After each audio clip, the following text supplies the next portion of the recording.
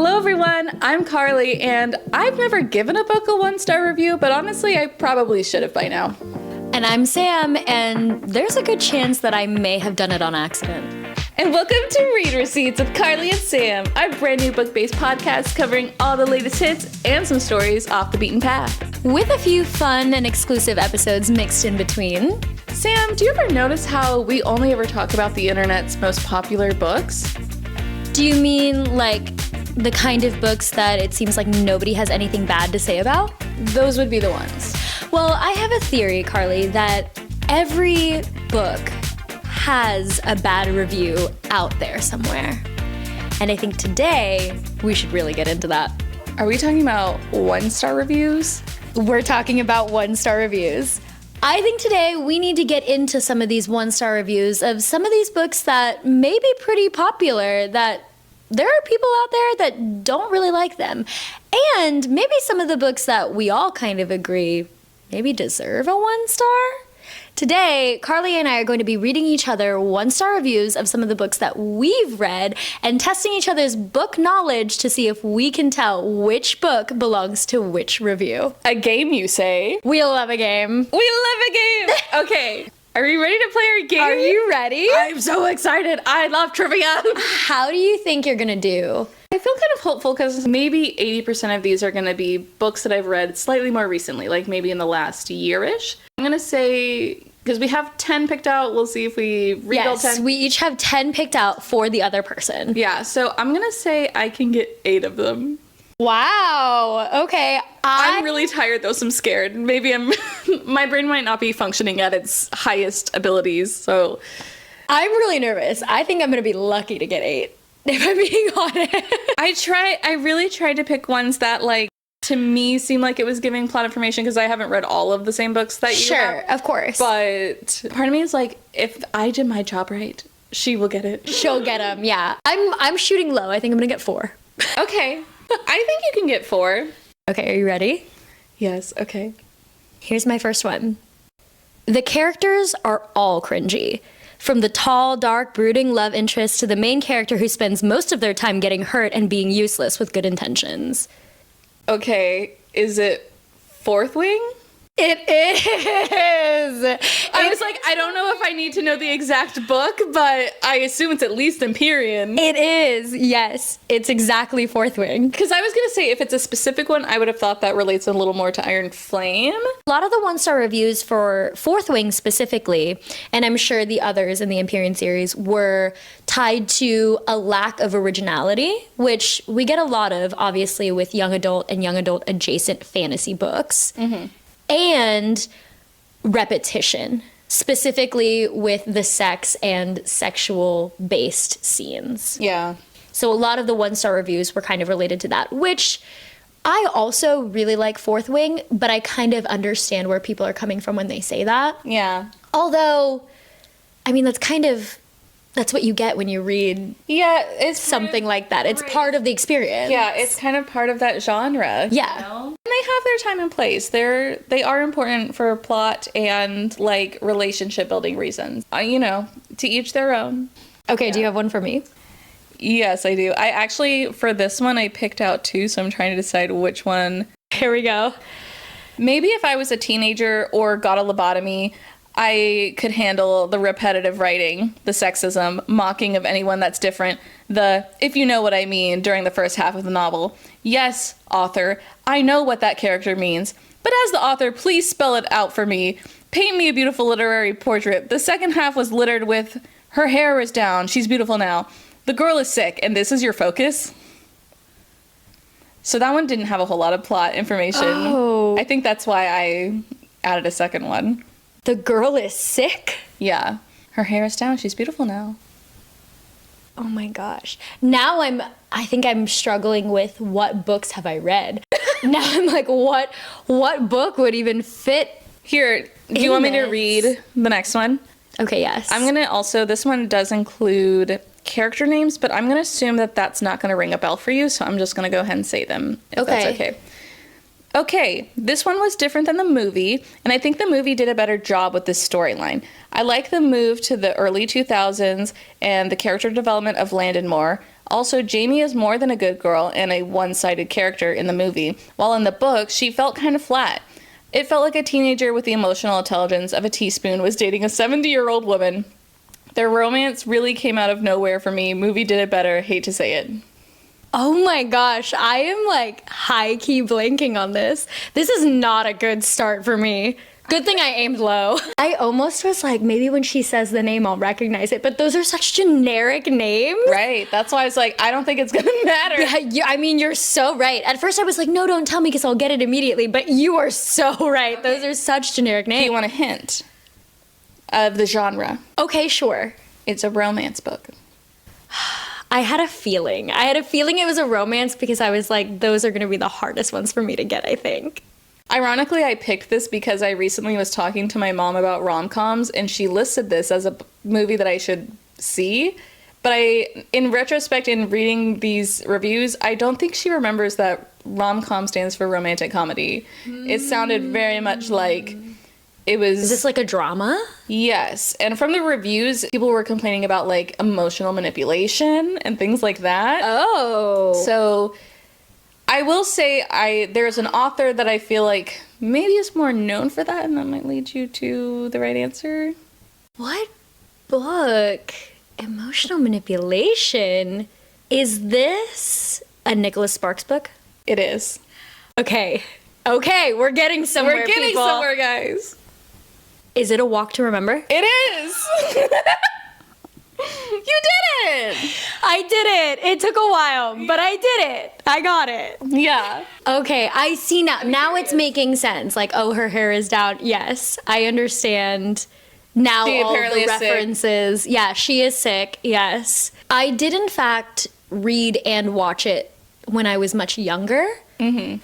So I think that contributed to me liking it a little bit more. Yeah. There was just a point in time where, you know, we were getting the Nicholas Sparks books and the movies just like back to back to back. They really were like shoving those down our throats. I mean, that is fair. That is fair that it was like back to back and like a lot of, I see where people are coming with the emotional manipulation. Yeah. But also, that is what you get when you read a Nicholas Sparks book. Yeah. Okay. I'm ready for mine. Are you ready for your next one? Misogynistic shit. That's it? Okay. I prefer 1989. 1989? 1989? What? Misogynistic shit? This one's hard. Oh, God. Wait, are you... 1989, not 1984?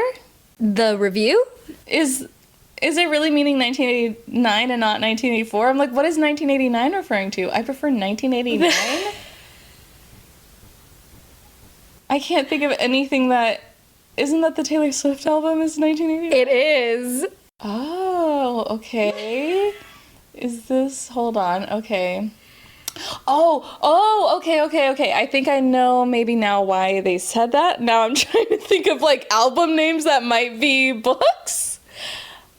Don't think that far into Okay. it. Don't think that far into it. I'm like, this is a puzzle that I must solve. I don't understand. After reading this, it just makes you feel hopeless. Hopeless? I don't read books like that. This is a hard one. Can I get the genre? Yes. Well, no. This is a literary book. Oh, okay. Think of something you would have read in school. Is it 1984? It is 1984. I was thinking way too hard about the year thing. I'm like, you know what? Actually makes sense to come on the year. It is 1984. Okay. This was a tough one. I knew it was going to be a little harder. Like, you're asking me to remember something that happened 10 years ago? Yeah, but I did want to put that 1989 review in there because I was like, maybe that'll help out a little bit. Also kind of funny. Yeah. Agreed. I was like, wait, it's gonna be an album. I'm like, a Taylor's Evermore? What have I read? Are you ready for yours? Yes. The unseasoned Walmart brand version of Rebecca by Daphne du Maurier. I actually don't know how to say that author's name. I don't know that book, but I just thought it was funny that they said it was unseasoned. I do know that book. Oh, okay. I've also read that book. So it's comparing... Yeah, it's saying that this book is the bland version of that book. Ooh. I don't think I can guess it off of that, but that's interesting. Okay. So here's the next one. Okay. The last 20 pages felt as if the author eventually realized that she didn't have a twist in her thriller, so she quickly decided to throw something in there. Had it not been for such a ridiculously stupid ending, I would have given it a generous 3 stars. But alas, since I spent the evening of my life on this nonsense, I shall rate it accordingly. A ridiculous twist. So it's like a thriller mystery. Mm-hmm. Comparing it to Rebecca. And written by a woman. We know pronouns of she, her. And written by a woman. Okay. I'm thinking like Girl on the Train-esque or like Woman in Cabin 10. You have a third one for me, right? Yes. Okay. I can't understand the glowing reviews this book has gotten. It reads like a cheap erotica novel with a certain amount of tepid suspense thrown in, what I think is the author's desire to be taken more seriously as an author.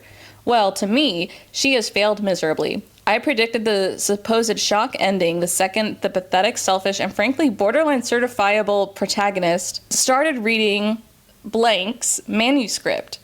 Finally, I'm pretty sure the original title for this novel was either The Taste of Jeremy's Dick or Horny Headboard Biter. But again, the author wanted to be taken seriously, so we got the rather uninspired Blank. Both of these titles would have been more accurate descriptors of the book's content quality. Is this Verity? Yes. Okay, I see the comparison to Rebecca, which is an older book about a young woman who marries a man and is haunted by the ghost of his late wife, which is very similar to Verity. So I see the comparison there. Interesting. Rebecca was very well done too. So I think that was a really good review. If you're gonna give it a 1 star, like that was a great comparison. A good way to put it. There are a lot of things that happened in this book that are extremely questionable. Can you give one example without spoiling too much for people who maybe are watching? The late wife does a lot of questionable things, although we only really learn about it through the main character's reading of the late wife's essentially autobiography manuscript. Oh, okay. In turn, the main character is also extremely questionable once she finds out that the late wife was extremely questionable. She then sees it as an opportunity to be essentially a bad person herself. Love that logic. Because as long as she's better than the other person, it's fine. Yeah, like this is the bar I'm working with. Yeah. I just have to be above that bar. Right. Okay, I have another one for you. Okay. You ready? Yes. Reality television star cleverly joins war effort in order to defeat the purpose of the dystopian subgenre. When you say dystopian, I think of Hunger Games, and obviously there's a lot of comparisons to reality TV, but there's not a reality star. I mean, I guess you could, I don't know if you would call it a reality star, the people that were previously winners of the Hunger Games. Mm-hmm. It's honestly, the other information too is a little confusing. My initial thoughts is the Hunger Games series, and if it's a specific book, maybe Catching Fire. Okay. Do you want me to tell you? Is that the only review?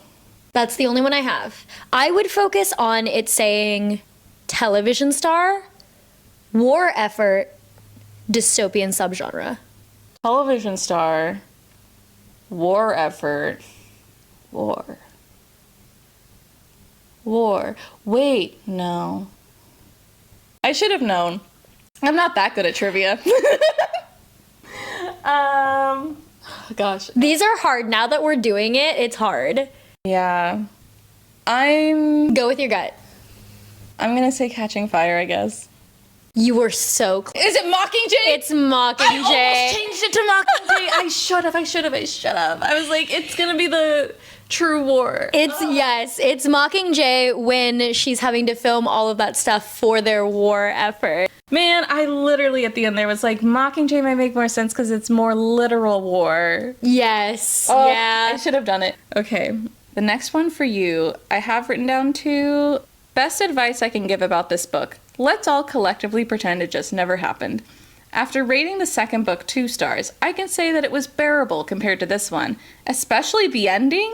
What was this even? Like, hell, no. Listen, not every ending needs to be happy. That's just how life is sometimes, unfortunately.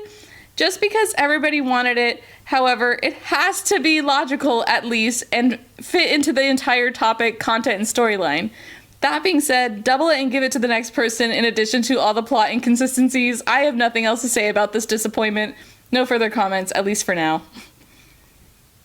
Okay, this person was very upset about how this book turned out. The third book in a series. Seemingly. I'm trying to think of all of the series that I've read. I can also read the other one. I don't know if it'll give a whole lot more context, but maybe it'll help more. Go for it. Okay. Ugh. Have never been as disappointed with a book as I am with this one. I don't think I've ever cried this many unhappy tears ever. I invested with these characters, and in the end, nobody was better for the experience. What was the point? To learn that generally life sucks and you need to take the time to recognize the moments that don't? Guess what? That is a lesson most already know and try to use books as moments that don't suck. So it sounds like this book did not end happy. And I'm trying to think of series that I think you would know that I've read that have a seemingly third book in the series that did not end happy.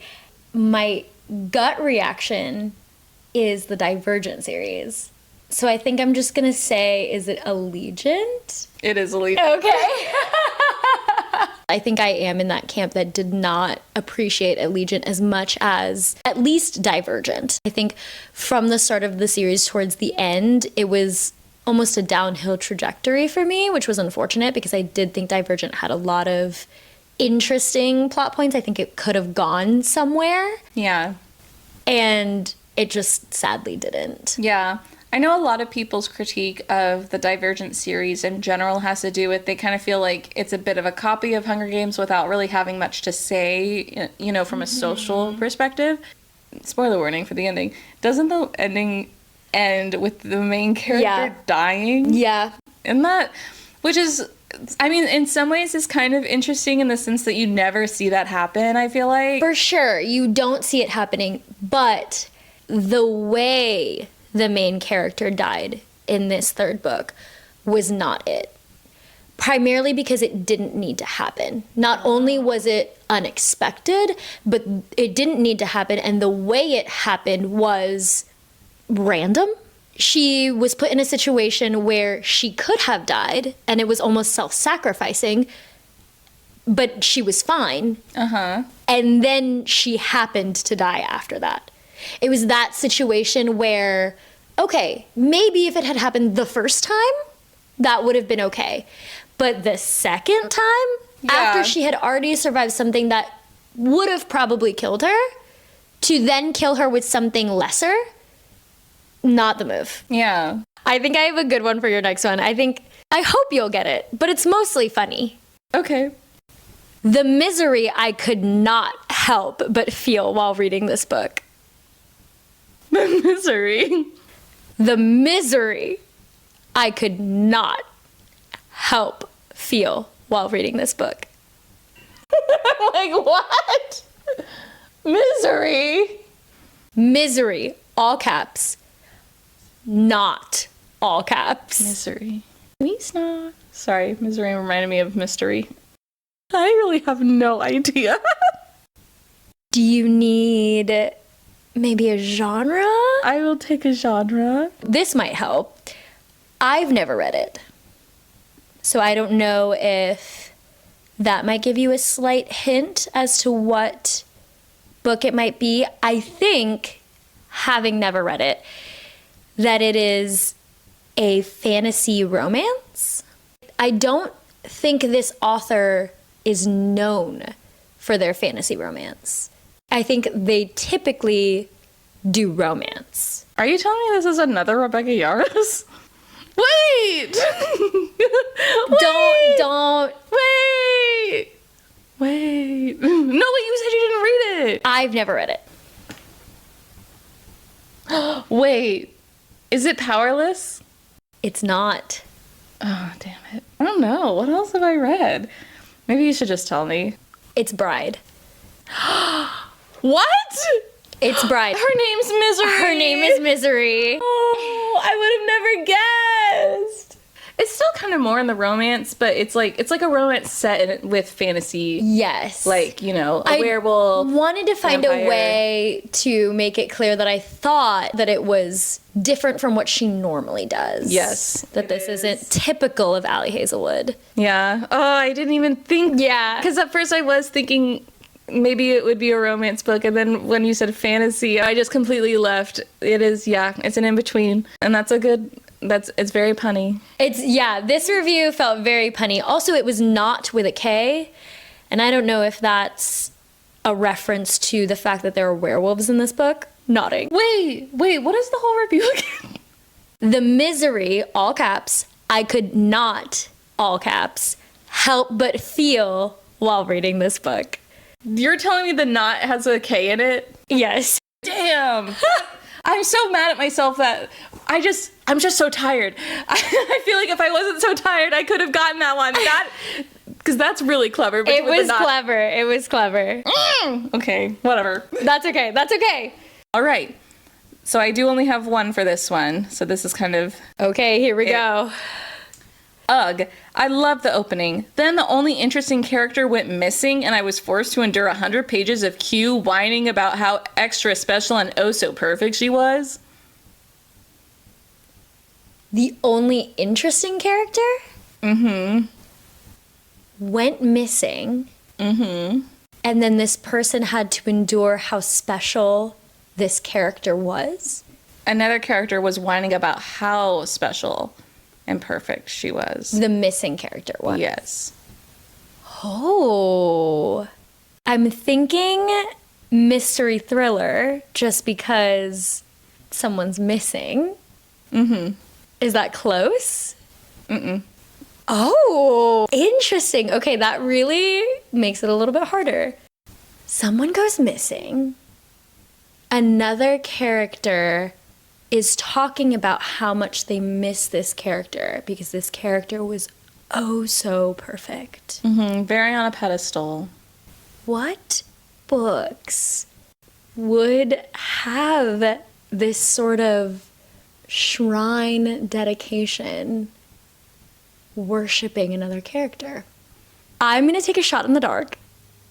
Oh. And I'm going to go Paper Towns. Yes! I was ready to be like, it's YA. Who would put people on a pedestal? Teenagers! Yes. Okay. That I really wasn't sure at first, but I was like, okay, the main character does put this girl, because he has a huge crush on her. When she goes missing, he like puts her on this really big pedestal where he's like, she's perfect. I have to go find her. Yes. I'm impressed with myself. I am too. That I got that. To be honest, I don't remember hardly anything about Paper Towns, but I know I read it. I mostly remember that. And honestly, if you hadn't given me the hint that it wasn't mystery thriller, because I was starting to go down that rabbit hole, just because it felt like, oh, someone's missing. Of course. Makes sense. Makes sense. Logical. Yeah. So I think after that, I was like, well, I don't think I've read that many other books that fall into not mystery thriller that have people that go missing. Yeah. Yeah, honestly, in general, reading reviews of like John Green books really got to me being like, are these people right? I don't know, because it was over 10 years ago that I read these books. And at this point, I'm not willing to read them again. I'm going to let that sit in a capsule, and I'm not going to reconsider my opinions. Yeah. Sorry. It is what it is. But I also feel the same way about John Green that you feel about Violet from Fourth Wing. I love everything that he writes anyway. Sorry, not sorry. I love everything he does anyway. Right. Okay, are you ready for your next one? Yes. I think the problem with rom-coms is that the plots are all predictable and formulaic, which can be fun, but it means the characters have to be good in order for there to be any reason to read the book at all. Unfortunately, these characters were not. Okay. Part of me's like, wait, do we think it could be The Fine Print by Lauren Asher? Romance. Okay, so rom-com. The other one that comes to mind, I'm trying... Wait. Oh, there's actually a few now where I could see people in... It's hard because obviously, like, judging if someone's a good person, I feel like, is very person to person. But there's quite a few that come to mind when I think of maybe people don't see them as good people. Hold on, what are the other ones on my... Okay, no, I don't think it's those. I don't think it's an Allie Hazelwood book. Because I don't know if there's anyone that I would blatantly call a bad person in those. I'm not sure if this review meant good as in good person or just good as in... Interesting to read about. Okay. Yeah, that does kind of change things. Overall, I think they were just saying they did not find these characters appealing. Gotcha. And I have a couple other reviews that say the same thing. Oh, okay. I found the characters insufferable. Oh. So millennial core, it's painful. I'm scared. I actually think I know which one it is now. The characters are so immature, it's embarrassing. I think I know what it is. Wait, actually, no, I think I know what it is. Is it Here We Go Again? It is Here We Go Again. Yeah, once you said millennial court. It is Here We Go Again. That, look, even though I rated it 5 stars, I do see, because I kind of also felt the same way, even though I actually didn't really like them, the main characters, the romance that you follow, kind of what they go through and how you see them fit together as a couple, I really liked. There's one character in particular who I think that they used people's names as expletives, like they'd go Demi Lovato, something like that. And it's just kind of interesting. Yeah, it's kind of dumb, and it's like, who fucking does that? Yeah. So I get it. But Alison Conquerin is one of my favorite writers, so I was like, no, I love it. You can't make me hate her. I saw that you had rated this book in particular really high, so I thought there would be a higher chance that you would get it. Yeah, I don't usually write anything for reviews either, and that one I did write, like, something being like, I love this book. Yeah. So I saw that you had rated it higher, so I thought, I'll do this one. And a lot of the reviews were character attacks, if I'm being honest. Yeah, no, that doesn't surprise me. There's even one other person that I know has read it, and that was kind of their beef with it too. And again, it's like, I don't blame them. I kind of agree. I just, I still loved so much else about the story that I still gave it 5 stars. Right. Are you ready for yours? Yes. Here's a funny one that has nothing to do with it. Okay. This author definitely has a live, laugh, love sign in her mansion. Okay. Another one.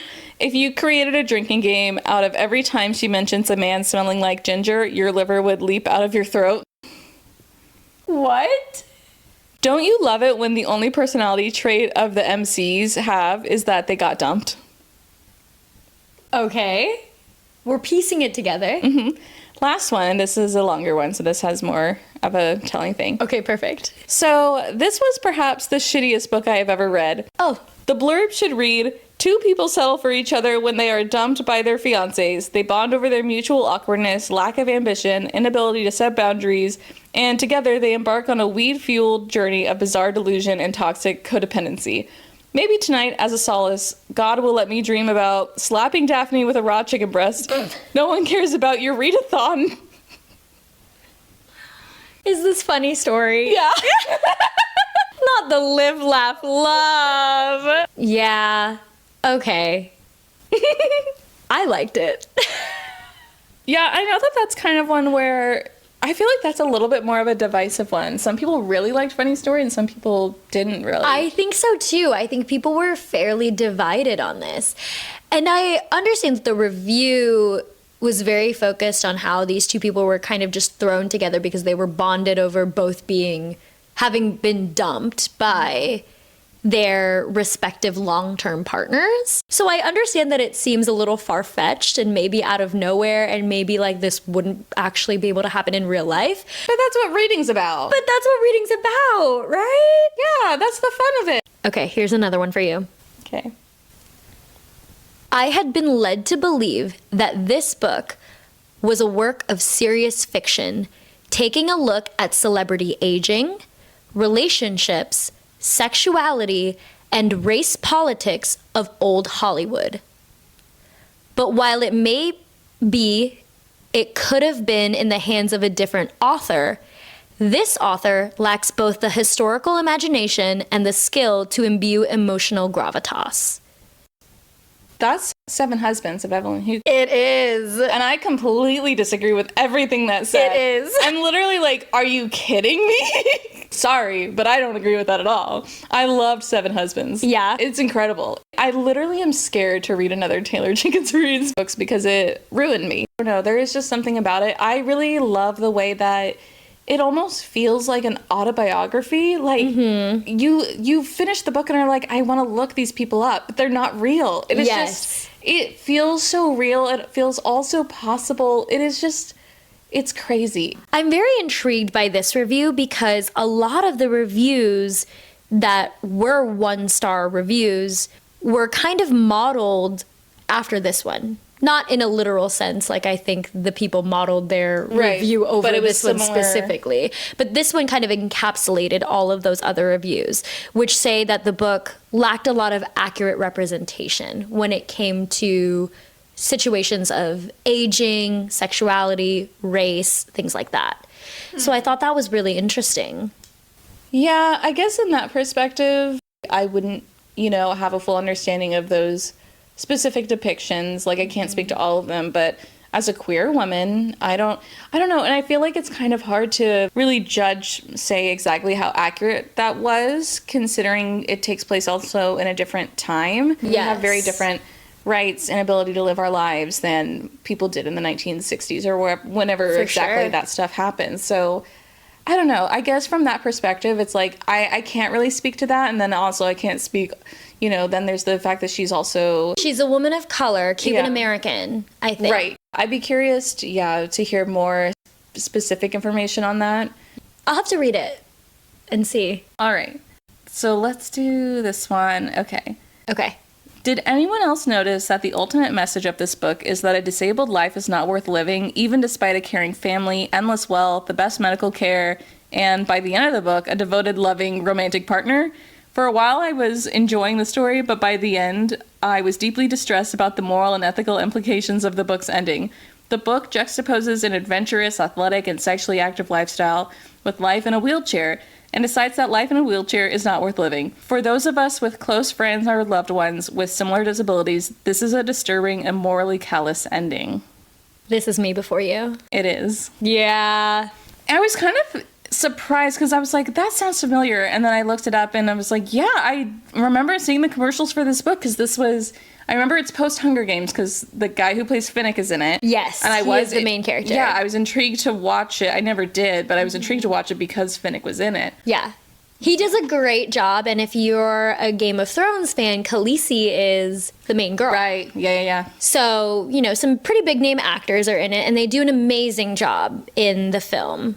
But as far as the book goes, I do understand where some of these reviews are coming from, the ones that are specific to how the book portrays someone who is disabled. Yeah. And living life as a disabled person, because it does juxtapose an active lifestyle with a lifestyle that's obviously different when you're living it in a wheelchair, but it juxtaposes it so much to say that this lifestyle in a wheelchair is just miserable. Right. Because it's miserable for this character. I think the aim was to put focus on choice over the fact that he was disabled. But because he is disabled, it's not really something you can ignore.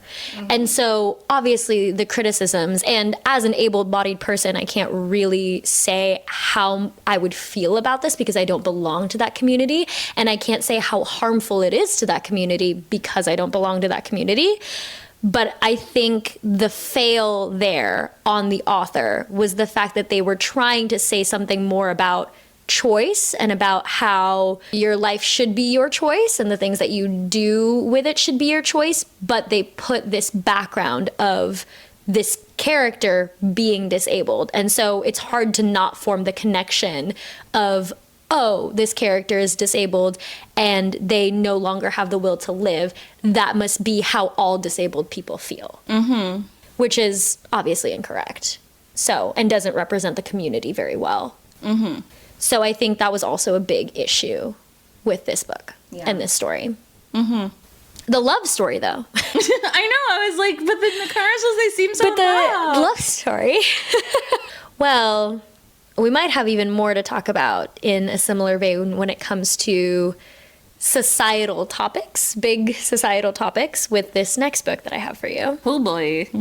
This book is just one big glamorous monument to this big issue at hand.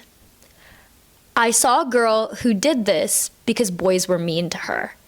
Her depression is entirely circumstantial, and I just don't buy it. Is it 13 Reasons Why? It is. Yeah, I got into reading that book because of the TV show. Mm-hmm. And, you know, it is all very... It's a hard topic to broach. Mm-hmm. It really treads the line, and I don't know if I could really say that it does it exactly well. It's tough, yeah. This is another tough one that kind of touches a big societal issue at hand, which, of course, is depression, mental health, and suicide. I mean, it's saying that you're my 13th reason why. Mm-hmm. That hits. I think that's hilarious, but... I did have some reviews that had said...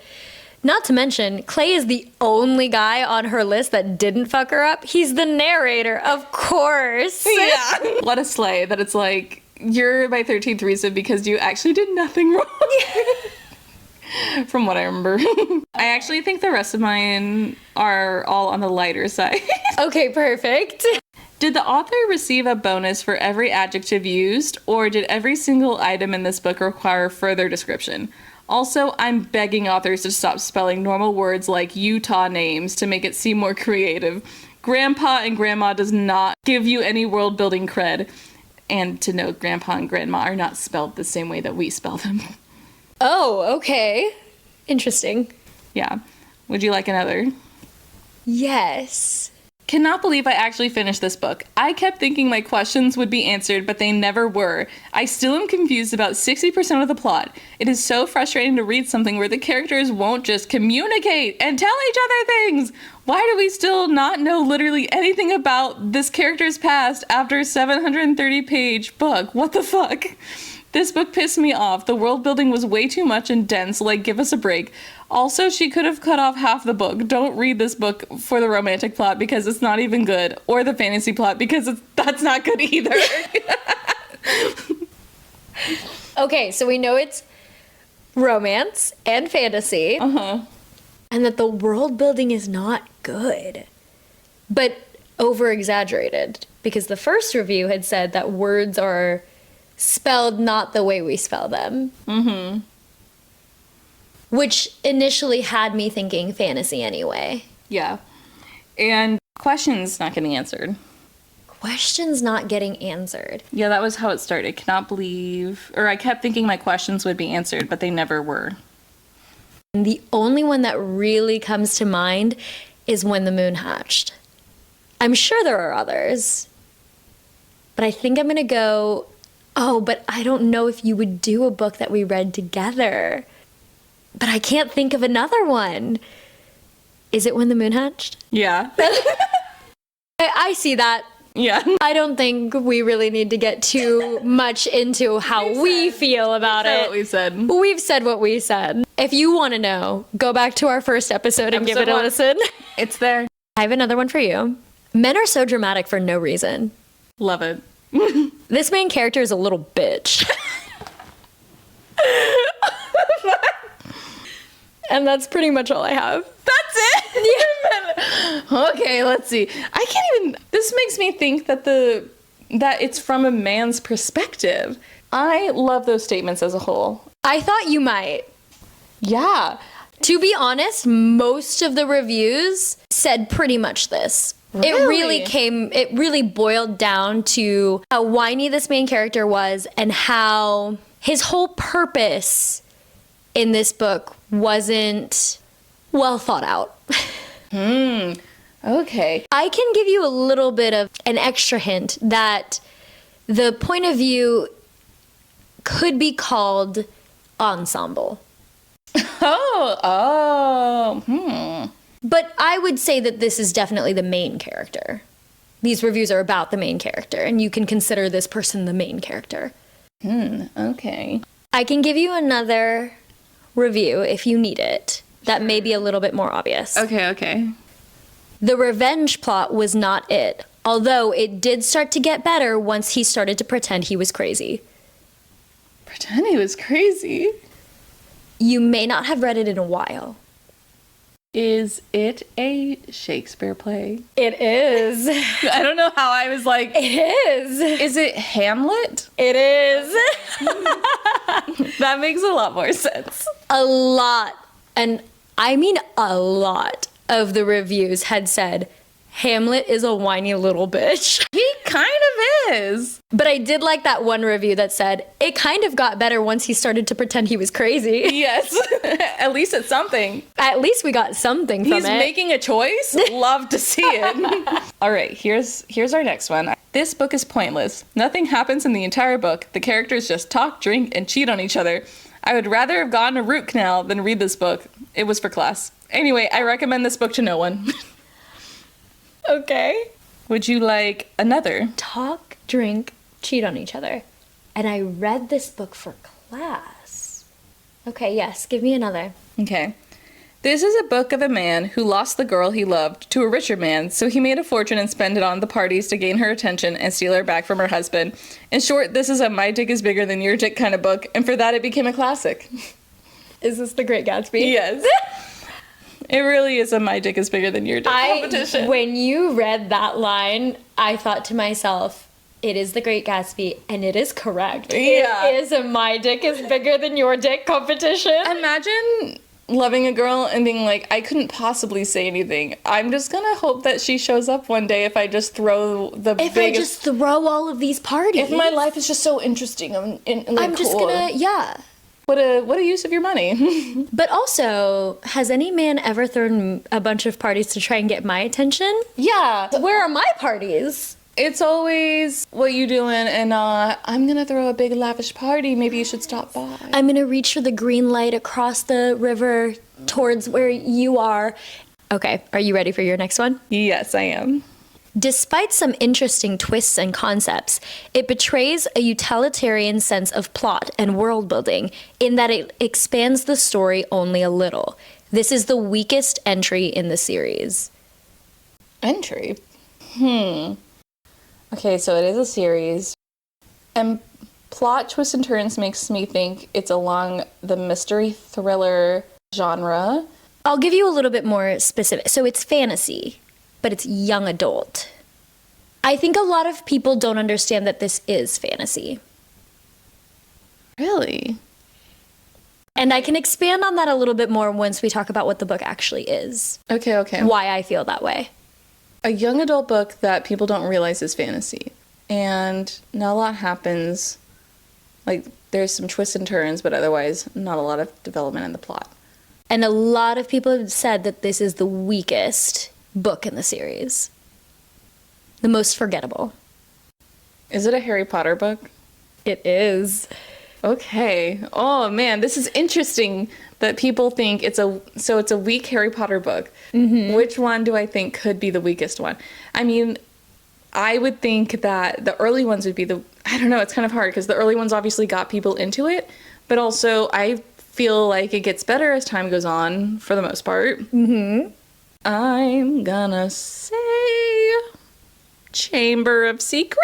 That is correct. I don't know if you feel this way, but I do also feel like that a lot of people don't realize that this is fantasy. No, there's magic. Harry Potter is just so like ingrained in our culture that it just feels completely separate. Yes, and I think that's what most people identify Harry Potter as. So when we're talking about genre, which is why I hesitated to say fantasy, because in a literal sense, it is fantasy. That is the genre. Mm-hmm. But you know, in our everyday life, like what you were saying, Harry Potter is such a big part of our culture, especially being our age. So a lot of people don't associate it with other fantasy books. They associate it as being in almost a genre of its own. You know, I would say probably if I were to rank the Harry Potter books, yeah, I would say that Chamber of Secrets is the weakest one. So I'm glad we all agree. Yeah. Y'all. Well, are you ready for your next one? Hit me. The main one that I'm going to read is very long, okay? Okay, strap in. Strap in. You are set. Gotta love how this was just a whole book devoted to undoing the first one. Gotta love how everything this character was saying in the first book was proven right. How there's no point in anything that happened in the entire first book. Gotta love how the two potential boyfriends get personality transplants to make the reader bow to the author's desires. And really gotta love how the possessive predator who owns the main character is really secretly a good person.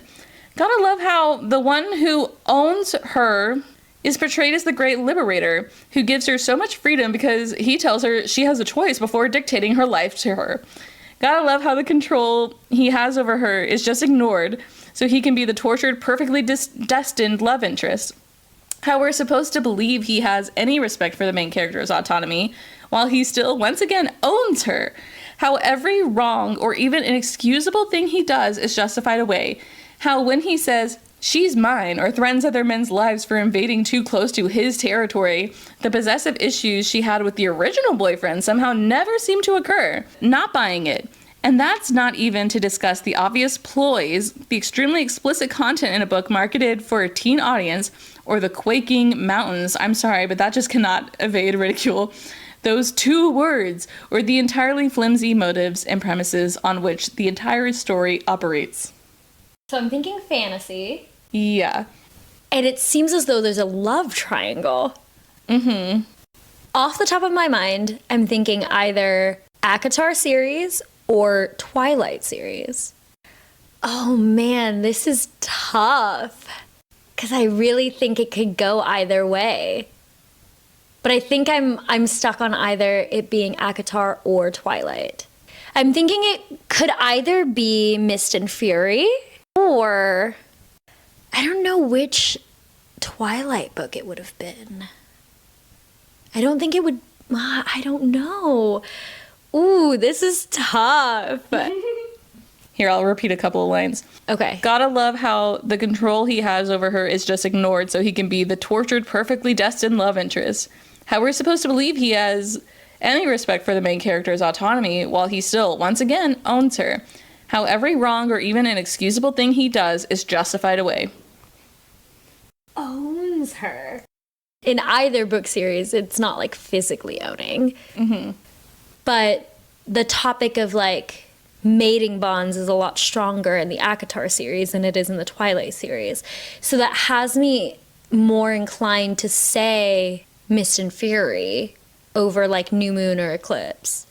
Okay, I think I'll go ACOTAR World. Is it Mist and Fury? Yes. Oh, whoa! The last review is When You Fall in Love with a Bat. Oh my gosh. Okay, Carly, are you ready for your last 1-star review? I need to redeem myself. Here we go. My biggest problem with this story is that nearly every relationship, friendship, or otherwise, is unhealthy. Most without being addressed as unhealthy. It kind of, I don't know. I feel like that could really be any genre of book. Like, technically my first thought is romance, but it could be technically like fantasy too. I'll give you another one. Okay. This book is like if you dropped a hot dog on the ground and let it get stepped on for 3 days before you picked it back up and then ate it. What? I'm like, wait, is a hot dog girl? People really didn't like these. Mm-hmm. I'm trying to find the genre here for you, if you want it. Yeah, I'll take a genre. Okay. It is young adult romance. Young adult? There's only one that I can think of that's a young adult romance, but I'm like, it can't be that. I can give you one more. Oh. Okay. If you want it. Yeah, I'll take another. Okay. The writing in this book was just plain bad. It was so cringy, and it tries so hard to be snarky and funny, but just ends up being more cringy instead of quirky. The main character is terrible. While the thought of queer rep was nice, it was handled so badly and it took so long to even happen. Is it Hot Dog Girl? It is Hot Dog. Yeah, on that one I wouldn't say all of them are, but I mean, the romance in Hot Dog Girl is a little odd. It's like, I don't know if I exactly ship these people. I don't know if they should be together. Yeah. It's a little weird. Okay, I'm ready for my last one. All right. I got two. I'm going to read this one first. Okay. I find this book disturbing and I've never liked it much. Okay, there's being needy and taking, and there's generosity and sacrifice, all of which are human and fine. But martyrdom and being completely selfish, there's nothing healthy about that for anyone.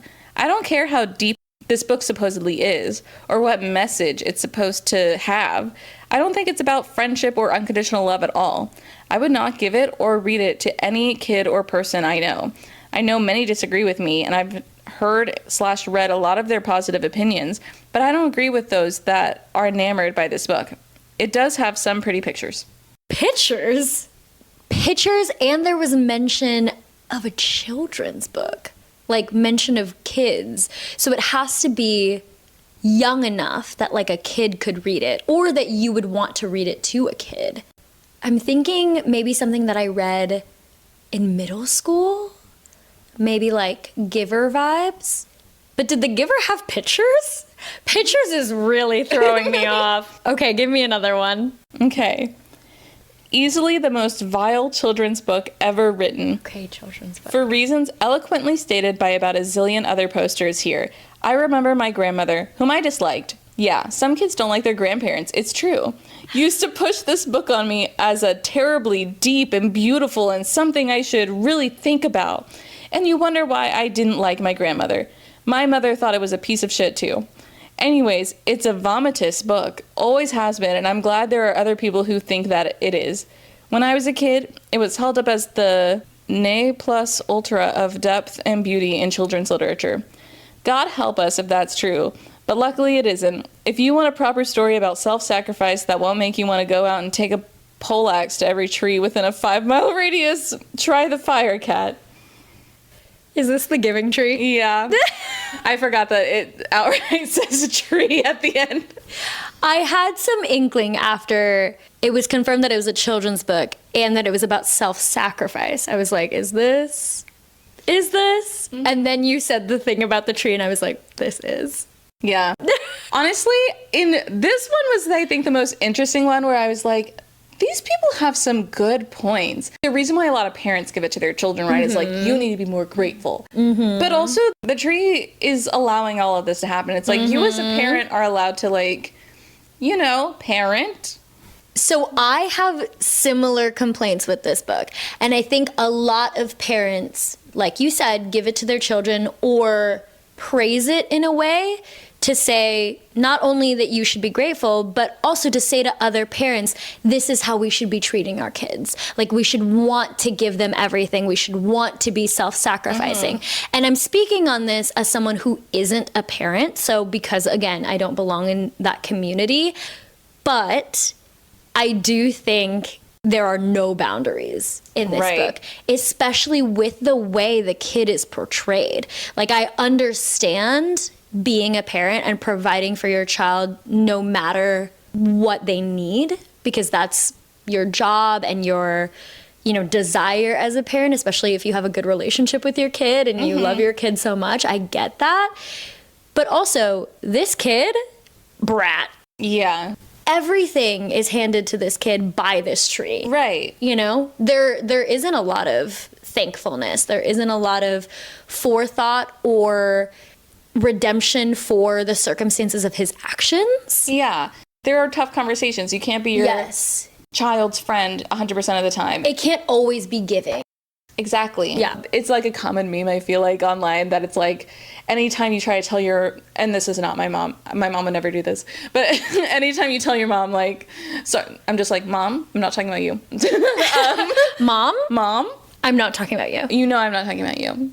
Being like, trying to tell my mom that one thing they did to me as a child maybe wasn't the best. Being like, well, I'm sorry that I ruined your life. It's just like immediately jumping to like, well, I'm just the bad guy then. And it's like, you know, they're not really taking full responsibility for their actions. And Mom, I may or may not be talking to you. that's kind of what it's giving, it feels like. And it's not good for anyone. It wasn't good for the tree. It's not good for the kid. And it's surely not going to be good for the kid. Great reviews, though. I mean, really dissecting a children's book. I know, a children's love book, it. especially one as like highly praised as this one. I was like, yeah, when you think about it. When you think about it. I think you got a perfect score. I am surprised. Yeah. Shocked. Appalled, even. I really told myself, the bar is here. The bare minimum. You shouldn't have sold yourself so short. I really didn't think I would get that many. To be fair, I do think the reviews that you chose were very informative, and you did give a lot of hints. I feel like on my part, I love hints. I didn't give nearly as in-depth reviews. I mostly picked one-liners and things I thought were funny. Yeah. How many did I get? I can't really remember. I think maybe you got 8. I didn't get Bride, and then I barely missed Mockingjay. I think you got 8. I think those were really the only... It felt in my mind, I thought I was missing all of them. I was like, I'm losing the game. I did ask for a lot of hints, though. I mean, that's fair. I had you read basically all the reviews. Yeah. So. But the point of the fun is that we all get to play along. Exactly. So yes. Let us know in the comments how many you got, because you got to play all 20. Honestly.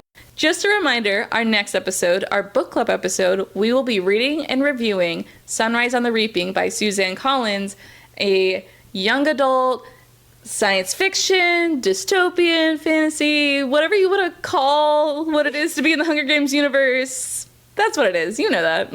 Another great addition to the Hunger Games universe that we're pretty excited to be talking about. Mm-hmm. So make sure you check back with us on Tuesday, June 3rd for that podcast episode. Thank you so much for listening to the latest episode of our soon-to-be hit podcast, Read Receipts with Carly and Sam. All of the content that you hear in this episode is recorded, edited, and curated by us truly, with special thanks to the authors of the books that we read and Pixabay for the music that we play. Make sure to follow us wherever you like to listen to your podcasts. And for more of our content in between shows, feel free to follow us at the Read Receipts Pod on Facebook, Instagram, and TikTok. We love to see your comments, and we love to see you interact with all of our posts. So please, please, please feel free to do that as well. Until our next read, bye!